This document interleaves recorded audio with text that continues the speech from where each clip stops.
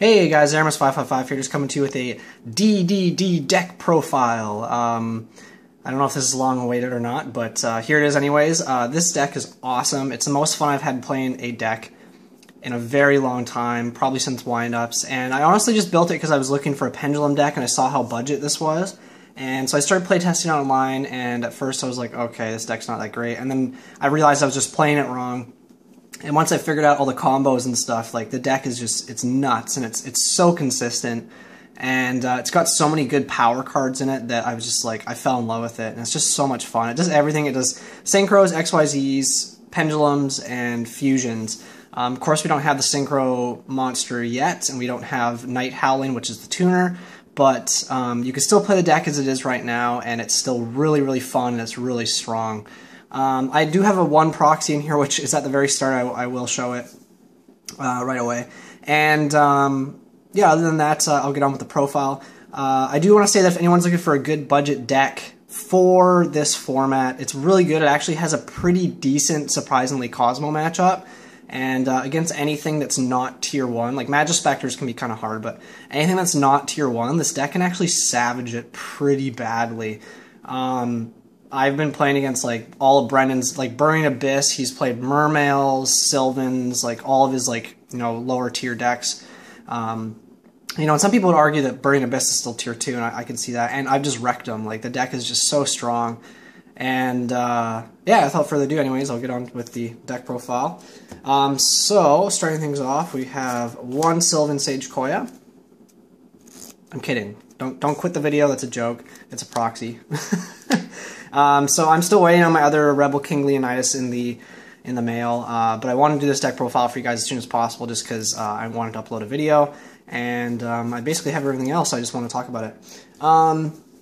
Yeah, this deck is awesome. I've been spending a lot of times testing ratios and different things. And originally, I was playing like a Sacred Sword build with Escape from the Dark Dimension as well, to bring back the cards like Leonidas that I banished. But I just realized that, like, I thought this guy was the worst card in the deck, but the more I tested, I realized he's one of the better cards in the deck. He's basically like Sylvan Sage Koya, but instead of excavating, that's when you take burn damage. You special summon him from your hand, and then you gain the burn damage you took back, and you take no effect damage for the remainder of him being on the field. So that's pretty nasty.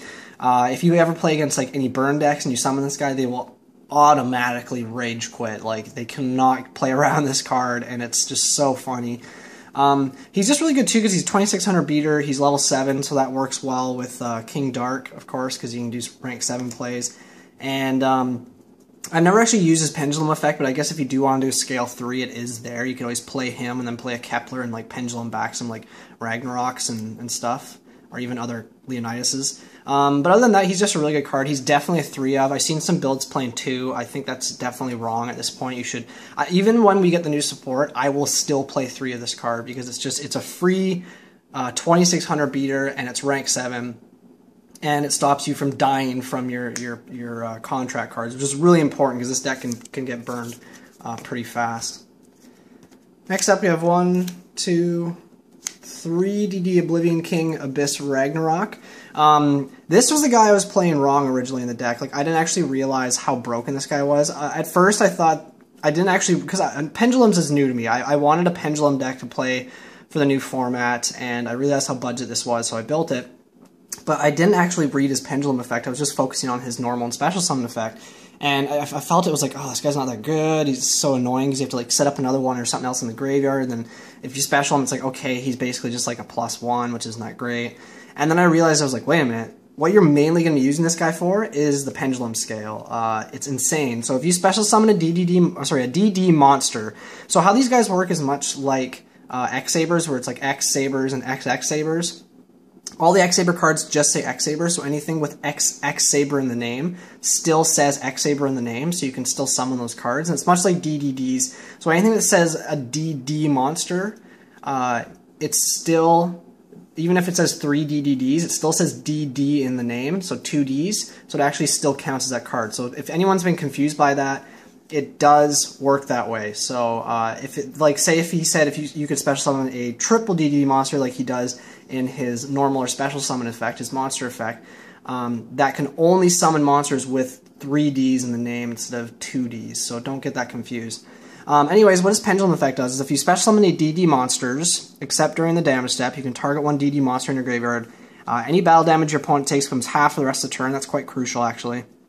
And also special summon that monster, and if you do, take 1,000 damage. So cool things you can do is like you special like this back, and then if you have this on the field already, dark, or if you have a Leonidas on the field already, and then you special something back, you either will gain 1,000 life points or you take no damage at all, which is really good.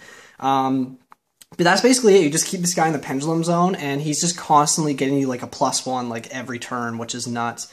It's just such a good card. He also helps you go into your rank 8 plays, and he has another really relevant effect where you can tribute any other DD monster, and banish one monster your opponent controls. That's really good. So my favorite card in the deck is probably DD, it's such a tongue twister, DD Savant Kepler. So he's basically your searcher, so what this guy does is you summon him, and he's going to, either, you could target a DD card you control, return to the hand. I don't think I've ever actually done that. It's kind of irrelevant. Maybe the one time you could do it is you can summon him if you have like a Kepler in the Pendulum zone as well, and you could bounce the Kepler back and then play it again, much like Galilei does, but I've never done that. Or you can add a Dark Conduit card from your deck to your hand. That's really the more relevant thing. He's also level 1, so he's a 1-for-1 target. So anybody who's not playing 1-for-1 in your DD deck, play 1-for-1. It gets this guy out, and it fills up your graveyard with other cards that you might be able to summon back.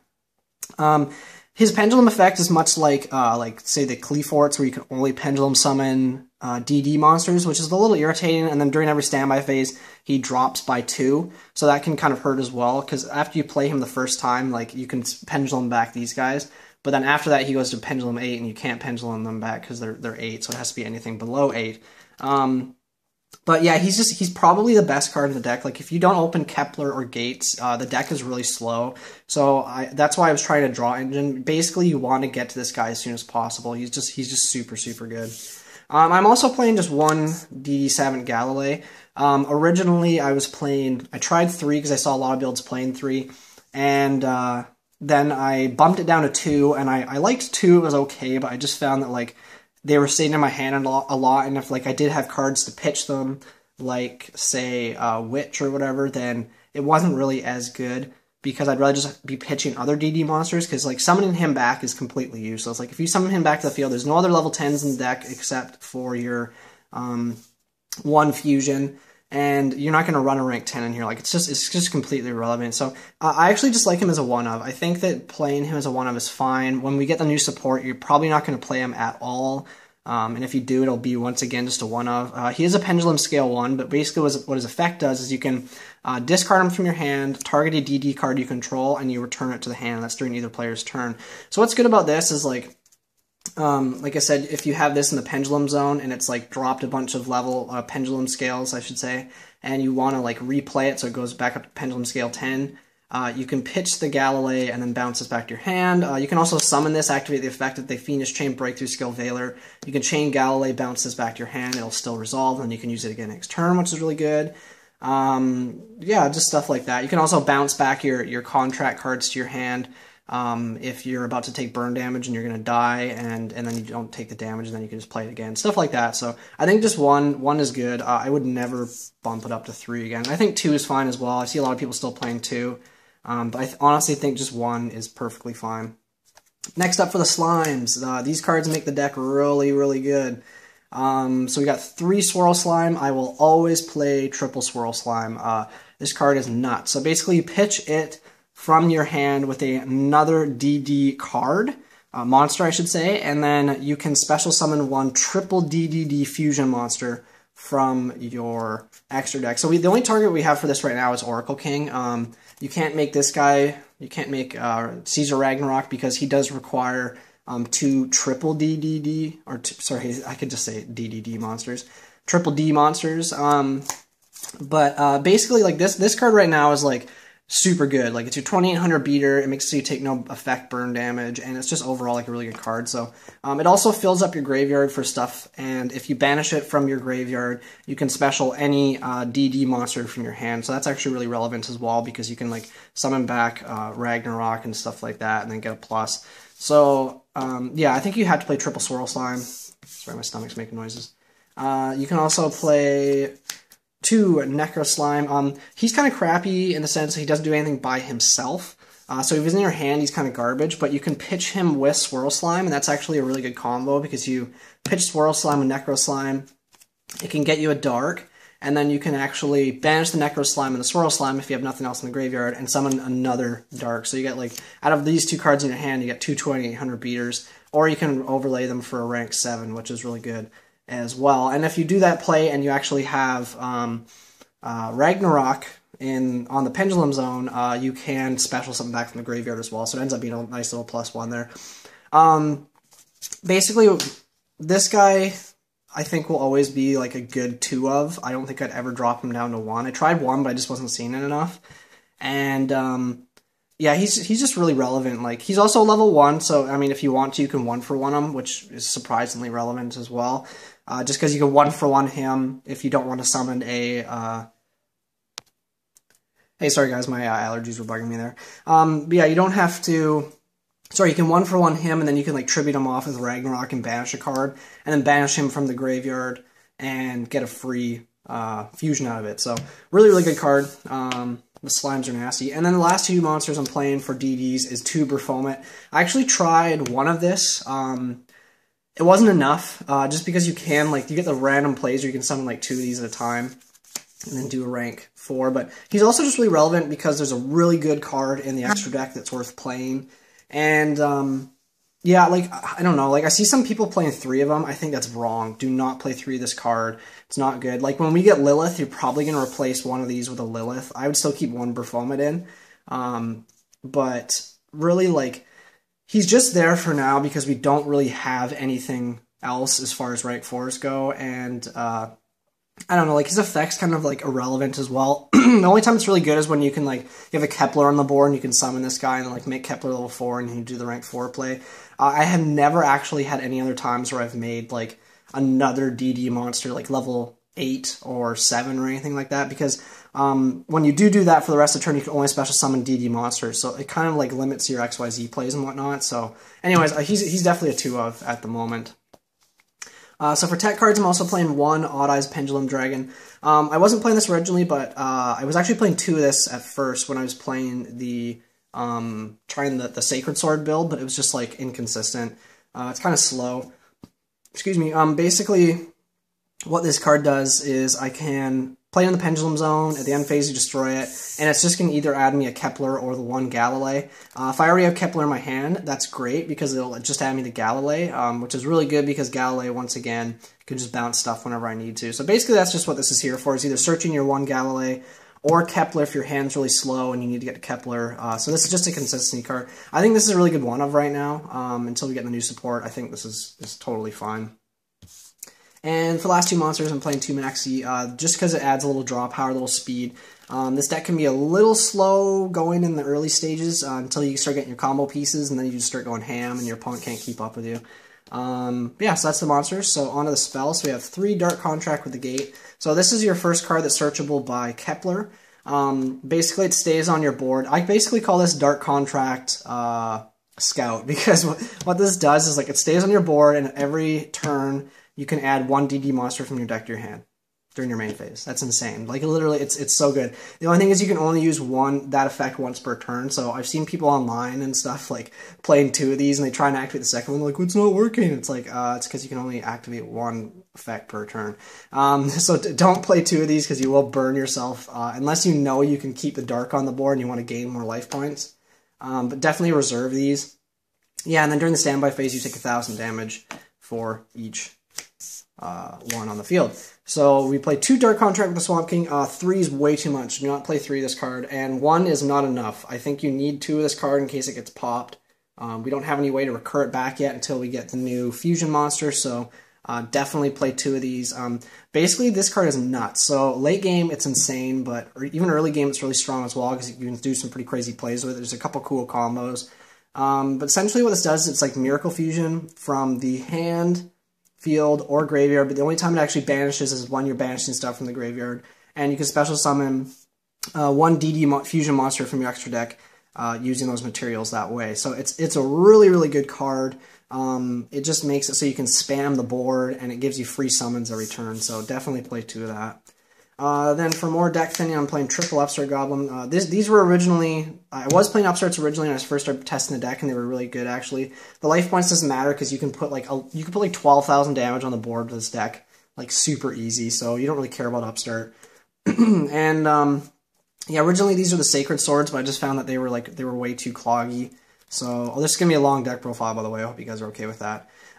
So yeah, I think Upstart's necessary at the moment. Even maybe when we get the new support, I may keep Upstart in just because like deck thinning is really crucial in here. You want to get the Kepler. 1 Allure of Darkness. Sometimes this is actually dead. Like I have monsters in my hand I don't want to banish, so I'm not really sure I like this card at this point. But I think that just drawing 2 is really good. If you're playing a deck with darks, like play Allure of Darkness. I've always kind of thought that. And then I'm actually playing 1 Transmodify as a tech. Shout out to what's his name? Gods of the DDD or DDD God or something. I can't remember. Anyways, he posted. Go look up on Team Samurai X's channel. That's the guy who did the DDD deck profile on that channel. He's a really cool guy. I've been talking to him about the deck a little bit, and he was playing 2 Transmodify, and we actually just talked about it this morning. That he was saying that these are dead, and I saw on Lithium's channel as well that he was playing 1 Transmodify, and I just noticed like after you do the 1 Transmodify, the second one's usually dead, or it's like just kind of useless. I've had games I've lost as well because I've drawn 2 of these. So if you just draw the 1, it's really good. But essentially what the combo is, and it's a really good combo, is you make Oracle King Dark, and then you transmodify it. This is the only thing that really works with is this play. There's one other thing you can transmodify in the deck, but it's pretty much useless. You can transmodify it, and then you bring out your Ragnarok from the deck. And then Ragnarok's effect will activate, and you can bring back the Dark or anything else. So it's basically just a way to get Ragnarok out of the deck, which is really good, because otherwise he's a little difficult to get out. Unless you have a Slime, of course, or you can Pendulum summon him. So that's a really good way to get him out. And then if you have a Ragnarok in your Pendulum zone as well, his effect will activate and you'll get a +1 to special something back, and then you can use this Ragnarok's effect to tribute it and banish a card. So it ends up being a nice little +1. And that right there off of 2 cards is 5k damage. So that's really, really good. And it's actually a really relevant combo. So I really think the Transmodify is just going to be a really good like 1-of tech in the deck. And when we get the Synchro, level 7 one, you can even transmodify that for Ragnarok if you want to as well. So there are some really cool plays that you can do with that card. And the last spell I'm playing is 1 for 1. I would play Raigeki, but I don't own it, so I'm playing a different card instead. You can play Dark Hole as well if you wanted to. I guess that's fine. I was playing Dark Hole, it was actually pretty good. But yeah, 1 for 1 is just awesome because you can pick something out of your hand and you special summon Kepler from the deck and you go from there. So that's it for the spell. So on to the traps. I am playing 2 Dark Contract with the Witch. This card is broken. It's so good. Really bad against Magus Specters, but it's basically an MST during your turn, your opponent's turn, and you just pitch a DD from your hand. But if you have this with gates in the field, you always are going to have something to pitch, which is really good, and it just helps set up your graveyard, helps set up your plays. You can also pitch dead contract cards if you have like keep summoning Kepler and you're getting a +1 off him and stuff. You can keep getting free stuff with this. This card's like never dead. It's pretty much always live if you play the deck properly. It's just so good.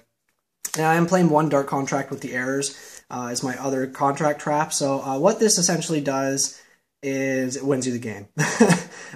So this card's insane. I wasn't playing it before, and then I realized how broken it was. So once per turn, if you control a DD monster, which you're pretty much always going to have a DD monster, you can negate all trap effects on the field other than this card's for the rest of the turn, even if this card leaves the field. So that's insane. So it's basically a Royal Decree that you can activate whenever you want.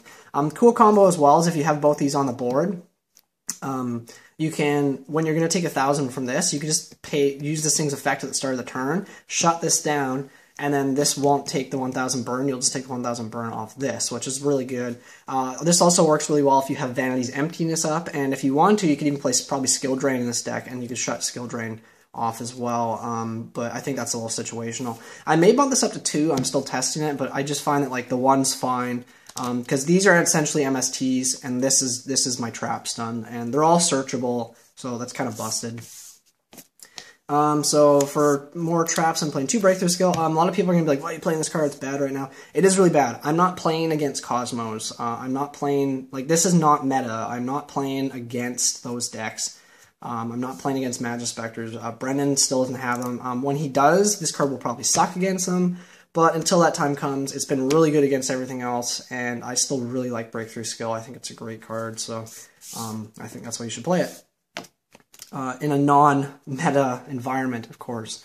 The one Vanity's Emptiness is nuts in here just because you play Pendulums and stuff. Really good.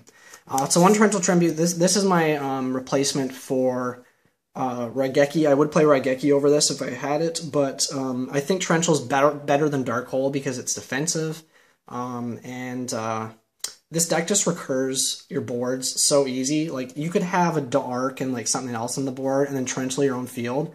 And then you could just bring them all back next turn for free. Like, you just don't care. So I think this card is completely relevant in here. Once again, it's not very good against Cosmos. It's not very good against Magispectors, but I'm not playing those decks. So who cares? One Bottomless Trap Hole. I put this in because I realized I needed some more spot removal. And I actually think Bottomless is still really good against decks that aren't the meta. This card is really good though against like perform ages and stuff. So I think that's still really relevant. And for the last trap, I'm playing Solemn Warning. You don't care about paying 2,000 in this deck because you generally are going to be way ahead of your opponent in life points, or you're going to get really low and then come back. I've been down to like 200 life points, and then by the end of the duel, I was back up to like 11,000. So I mean, you just don't care. Like, it's super good. When we get Solemn Notice, that card's going to be really nuts in the deck because we don't care about paying 1,500.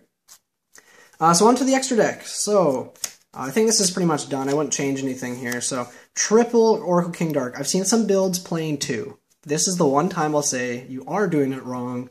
Play 3 of this card. Even when we get the new support, play 3 of this card. It's so easy to make. It's a 2800 beater. It's really the best one to make off of the slimes. And yeah, it's just play this card. Like, it's so good. It makes it so you gain life points off of your burn effects rather than taking damage. I'm also playing 2 Oracle King... Wave Oblivion King Caesar Ragnarok, really long names. This is your card that's going to help you beat Cosmos. So what he does is probably the best effect in the entire deck, I would say, next to the rank A XYZ. So once per turn, when an attack is declared involving this card, so that's when they attack it as well. You can target one of their DD or Dark Contract card you control, and you return it. That's the cost you target, so it doesn't bounce as a cost. At resolution, return it to the hand, and if you do, equip one face-up monster your opponent controls to this card except the battling monster. So this doesn't target, so you can get around Dark Destroyer with this. He's also 3200, so he gets over to Dark Destroyer anyways, so that's great. And then this card gains attack equal to the combined original attack the monster is equipped to it. So it can just keep equipping monsters from your opponent's field to this thing. It's insane. It's also not once per turn, so if they try and like attack over it because they're bad, like say they're playing Yang Zings or something and they have to like crash into it, you're just going to start equipping stuff. So it's pretty insane. The only limitation is you can only make him with 2 triple DDD monsters, so you're going to have to like, generally how you're going to make him is like banish him with this, or you can like have, you know, this and your Leonidas from your hand. But generally you're going to like make him off of a bunch of different monsters. What actually ends up happening making him a lot is like I'll make the one if they get over it. You can make a second one because he's a triple DDD monster from your graveyard, and you just make the second one, so that's really easy. So I'm going to keep the extra deck here this time. That's it for fusions. They're the only ones that are out right now. So 1 Duo Dawn King Kali Yuga. This card's insane. So 2 level 8 DD monsters. So you can make him with Oblivion King Ragnarok. You can make him with Oblivion King, or 2 Oblivion King Ragnaroks. You can make him with a Ragnarok and a Berfomet. But he's just so good. He's 3,500 and 3,000. So that's already massive. And what his effect says, he's probably one of the best XYZ cards I would say ever made. Like, he's insane for how easy he is to summon. After this card is XYZ summoned, for the rest of this turn, other cards and their effects cannot be activated on the field, and other card effects on the field are negated. So you summon him, and he's like a cold wave. Like, they can't do anything to them. They activate anything. It's like it gets negated. It's insane. They can't activate anything to his summon unless it's like counter trap, so that's insane too. And he negates all face-up cards. So that includes your own, but that's okay. Basically, like, I've OTK'd people when they have, like, chicken race on the field, and you summon this thing, and then, like, it shuts down, shuts down their chicken race, and then you basically just win. His other effect is insane, too. So basically, during either player's turn, once per turn, you can detach 1 XY material from this card, destroy all spell and trap cards on the field. So that's the first effect. You can only do that once. That's insane as well. So during their end phase, they set back rows or they play pendulum zones during their main phase. You just activate this and then you nuke them. It's nuts. And then his other effect is you can detach 1 XY material from this card. You can do this multiple times in a turn. So you could actually, if you don't want a Heavy Storm nuke and you have like two contract cards in your graveyard, you can set them both. You can detach 1 XY material from this card, then target 1 Dark Contract spell or trap card in your graveyard, set that target. So it's kind of like the Fire Fist cards. This thing is nuts, though. Like, such a good card. So moving on, I am also playing 1 Felgrand. So a lot of people are going to be like, why don't you just play second Duel Dawn King Kali Yuga? I just wanted a little bit of variance in the extra deck. I wanted something. I've actually never made this guy. Like, I pretty much will just, if I'm going to make a rank 8, it's going to be Kali Yuga. But right now, we don't really use the extra deck a whole lot, so I just wanted to use something else in that place. So Felgrand's fine. So for rank 7s, Draco, Sack, Big Eye. You actually make these guys quite a bit. I make Big Eye more than anything, but yeah, they're just relevant because you have the level 7s and you can make them. So for the other DDD monsters, I'm playing 2 Wave King Caesar. This card is awesome. Basically what he does, he's 2 level 4 Fiend type monsters, so you're going to be making him generally from Berfomet, but during either player's turn, you can detach 1 XI material from this card. At the end of the battle phase, special summon from your graveyard as many monsters destroy this turn as possible. But during the next standby phase, take 1,000 damage for each monster special summon by this effect. So that doesn't matter because you're probably going to have like a dark out with this guy. And the thing is, when he dies as well, he floats, so he's going to add a contract card to your hand as well. You can only use that effect once per turn. But a lot of misconceptions people have of this card is they don't realize that if you don't enter your battle phase, he will not special the cards back. So a lot of people haven't really caught on to that yet. I guess I'm giving the secret away, but people are going to figure it out anyways. So what he's really good for is you can actually like crash and stuff with this guy. You get your search off of your his effect at a contract, and then during the end of your battle phase, he just special summons back, and if they kill him again next turn, you get another contract. So that's pretty nasty. Yeah, it's just such a good card. And if you want to, you can actually, I do have gone into this guy a couple times. You can overlay him into Marksman King Tell, so he's kind of like your Gaia Dragon. You can overlay him on a rank 4 DDD XYZ monster, so your only one is going to be that guy. And what he does is you can target a monster, you detach material, target a monster your opponent controls, it loses 1,000 attack and defense, and then you inflict 1,000 damage to your opponent. And then if he's sent to the graveyard, you can send 1 DD or Dark Contract card from your deck to the graveyard. You're pretty much never going to send a Dark Contract because we don't have a way to add it back yet, other than your Kali Yuga. So what you're pretty much just going to do is like send a slime or something off this guy, and he's also a triple DDD monster, so these guys are targets with the Swamp King to banish from the graveyard to make your level 10 fusion. So further rank 4s, I'm playing 1 Castel and Dweller. You really can't make these unless you do like a Pendulum play or you somehow summon back 2 Berfomets in the same turn, but I pretty much just put them in there as filler. They're probably 2 of the better rank 4 XYZs. And then I'm playing 1 Slacker Magician. This card's really good. I've actually been making it quite a bit. What it does is you can overlay 2 of your Keplers and make this chick, and it pretty much is just good because it makes so your Keplers don't go to the Pendulum Zone, because right now if Kepler goes to the Pendulum Zone, we don't have a way of getting it back until we get Lilith. So it sends Kepler to the graveyard instead, which is great, and her effect's actually pretty good too, so can't be destroyed by battle once per turn, and then you can, if it's targeted by a card effect, you detach material, negate it, and destroy that card. It's also 2100 defense, so it's actually really good. So that is the deck profile, guys. Thanks for watching. Make sure to like, comment, and subscribe. Hopefully this video wasn't too long, but I just wanted to explain everything. I'm not going to be doing a quickie deck profile anymore. I think what I'm going to start doing is combo videos. So let's get this to 30 likes, and I'll do a combo video, because there's a couple combos I can show you guys. And yeah, I think that's about it. Please make sure to click the ads. You guys definitely help me out with those, and hopefully you guys enjoyed the deck profile. I'm not sure what deck I'm going to do a profile for next, so comment down below what you guys want to see, and we'll get this to 50 likes, and then I'll do a random deck profile of whoever, I guess, picks first. I can actually do some deck profiles for Brendan's decks, too, if you guys want to see, like, Burning Abyss.